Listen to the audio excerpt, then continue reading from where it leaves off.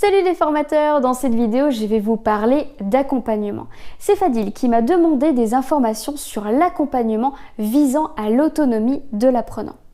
Je vous laisse regarder, on en parle juste après. Pour moi, l'accompagnement fait partie intégrante de la formation. Et pourtant, il est souvent négligé. On se concentre sur la transmission de savoirs théoriques, un petit peu comme un professeur d'université va donner toutes ses connaissances théoriques, mais derrière, il n'y a pas d'accompagnement. On ne sait pas ce que l'étudiant pense. Et pour moi, c'est vraiment très important de pouvoir accompagner son apprenant jusqu'à ce qu'il devienne autonome. Un petit peu comme des oiseaux qui vont quitter leur nid, eh bien vous allez toujours avoir les parents qui vont regarder un petit peu où ils sont, ils vont les encadrer, ils vont les aider à s'envoler jusqu'à ce qu'ils s'envolent de leurs propres ailes. Et c'est bien pour ça que l'accompagnement a vraiment cette partie importante et voilà pourquoi elle fait partie de la formation. Alors l'accompagnement, pour moi, ça commence dès le début de la formation. On va aider les apprenants à fixer leurs propres objectifs. Et pour ça, nous, enseignants ou formateurs, on va aller détecter leurs besoins, leurs attentes. Qu'est-ce qu'ils attendent de ma formation? Avec quoi veulent-ils ressortir? Quel savoir-faire doivent-ils développer? Quelles compétences vont-ils avoir? Et pour ça, plus je vais creuser, plus je vais leur poser des questions, plus on va échanger et mieux je vais connaître leurs attentes. Et plus je vais adapter ma formation et l'accompagnement par la suite.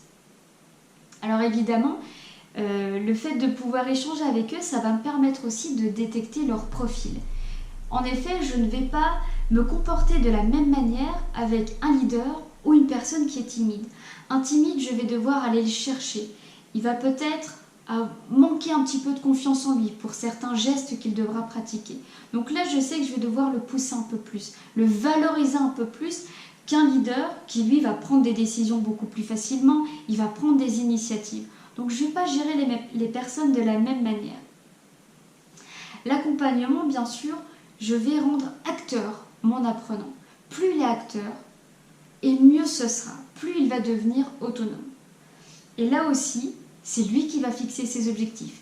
Où est-ce que tu veux aller? Qu'est-ce que tu veux atteindre? Qu'est-ce que tu veux faire? Et une nouvelle fois, je vais l'accompagner en douceur. C'est lui qui se fixe ses objectifs, c'est lui qui me donne ses points forts et ses axes d'amélioration. Alors bien sûr, je vais le guider, parce qu'on a cette capacité tout de même à toujours voir ce qu'on fait de mal, et rarement ce qu'on fait de bien. Donc là, je vais avoir, moi enseignant, mon rôle de guide, qu'est-ce que tu as fait de bien? Qu'est-ce qui était bien dans les gestes que tu as pu pratiquer? Et je vais aller valoriser mon apprenant. Ça pour moi, c'est vraiment capital. Je suis bienveillant, je suis tolérant et je suis valorisant. Je montre à cette personne qu'elle a non seulement toutes les capacités pour réussir, mais qu'en plus, elle va y arriver parce que j'ai confiance en elle. Donc voilà pour moi de quoi vraiment doit se composer un accompagnement. Je valorise et je rends acteur mon apprenant. C'est lui qui fait. Et pour ça, j'ai un exemple très simple qui est un chirurgien, un étudiant en chirurgie qui lui va accompagner son chef de service. Le chef de service, bien sûr, va pratiquer toute l'opération de A à Z et lui va simplement observer. Il va regarder comment le chef de service fait. Et par la suite, il va pouvoir pratiquer lui-même. C'est lui qui va faire la première incision. Puis après, il va laisser le chef de service faire. Il va pratiquer l'opération, il va faire sa suture. La fois suivante, il va inciser parce qu'il a déjà fait, qu'il en maîtrise. Et puis, c'est peut-être lui qui va faire la suture. Et là, c'est une deuxième chose. Et petit à petit, il va pratiquer l'opération lui-même, sous les yeux bienveillants de son chef de service, jusqu'à ce que le chef de service devienne observateur. Il regarde, il guide. Et pour moi, un accompagnement qui vise vers l'autonomie, c'est ça. C'est d'abord, je montre, et puis, c'est toi qui vas faire. C'est toi, apprenant, qui va faire. Et moi, je te dis, tiens, ça, fais-le plutôt comme ci. Fais-le plutôt comme ça. Jusqu'à ce qu'il fasse et que je ne dise plus rien. Et là, il est autonome, il vole de ses propres ailes. Pour moi, ça, c'est un accompagnement idéal. En présentiel, on peut aller voir les apprenants, on peut échanger, on peut fixer des rendez-vous, on peut discuter autour d'un café de manière informelle. À distance, c'est plus compliqué.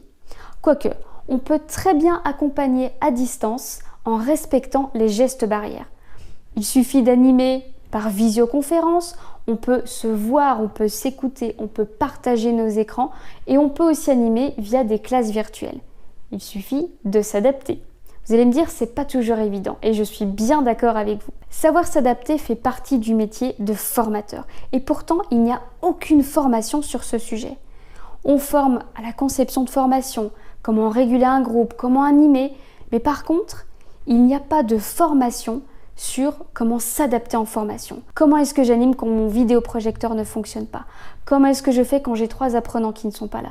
Comment est-ce que je gère mon stress? Et c'est justement pour cela que j'ai décidé de créer une formation, gérer le stress et les imprévus en formation.